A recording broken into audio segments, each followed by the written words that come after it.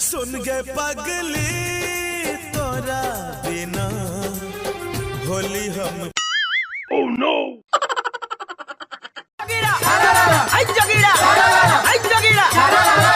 अरे हल्ला गुल्ला बंद करो कि सुनो हमारी बानी जी। जी हल्ला गुल्ला बंद करो कि सुनो हमारी बानी जी। अब की बार सुनाएंगे वीडियो बनाने वाली मौगी सबकी कहानी जी। क्या बात है जी। आजकल के मौगी सबके रहे छे अपने मन जी। आजकल के मौगी सबके रहे छे अपने मन जी। एक हाथ के मोबाइल किनलक उठा के ग्रुप से लोन जी। अरे रुकिए अब मेरा भी सुनिए। आजकल के मर्दावा सब कमावे न कोरई जी। आजकल के मर्दावा सब कमावे न कोरई जी। मौगी सब से लोन उठवा के बड़का बड़का छोड़े जी। यूट्यूब, फेसबुक, इंस्टाग्राम पर फिल्टर लगा के डाले रील जी। क्या बात है जी। यूट्यूब, फेसबुक, इंस्टाग्राम पर फिल्टर लगा के डाले रील जी। ई देखी के 16 साल के छौरा सब 28 साल के मौगियों दे दे छे अपन दिल जी। अच्छा हम लोगों का बुराई करते हैं तो सुनिए। आजकल के मर्दावा सब में रहले नहीं आबे फील जी। आजकल के मर्दावा सब में रहले नहीं आबे फील जी। अपन मौगी छोड़ के दोसर जगह मुंह मारते तो किया न देते दोसर छोड़ा के दिल जी।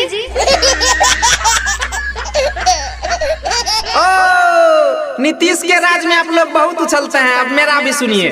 जहिया से अइले बिहार में नीतीश के सरकार जी। वाह क्या बात है जी। जहिया से अइले बिहार में नीतीश के सरकार जी। आरक्षण दे के मौगी सबके दिल के बिगाड़ जी। हद से ज्यादा आगे बढ़ रहे हैं। सुनिए, मर्दाना सबके हाल न पूछो कुत्ता से भी बेकार जी। मर्दाना सबका हाल न पूछो कुत्ता से भी बेकार जी। 12-12 बजे रात के नशा करके आवे अब पीटे खूब के बार जी। ए भौजी अब तो ढेर बोला लगलो कुछ हमरो सुनो। ई सब बात बोली के तो माहौल करे छो गरम जी। ई सब बात बोली के तो माहौल करे छो गरम जी। अब मर्दने के कमलका खाए के बुराई करे छो लागे नहीं छो शरम जी। अच्छा ई बात है तहु सुनिए ला। लाज शर्म के बात ने बोला कहवा त लगता पर पराई के। लाज शर्म के बात ने बोला कहवा त लगता पर पराई के। आ दोस्त के मौगी सब मिले ले जाए छो अपन मौगी के सुताए के। हे बहुत उड़े छो भौजी। आबो ढोलक झाल पर फरियाबो।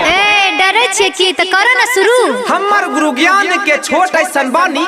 हमर गुरु ज्ञान के छोट ऐसन बानी। दे ढोलक पर ताल चमका उर्जो हमर जानी बोला हाय रा सारा जोगी जी सारा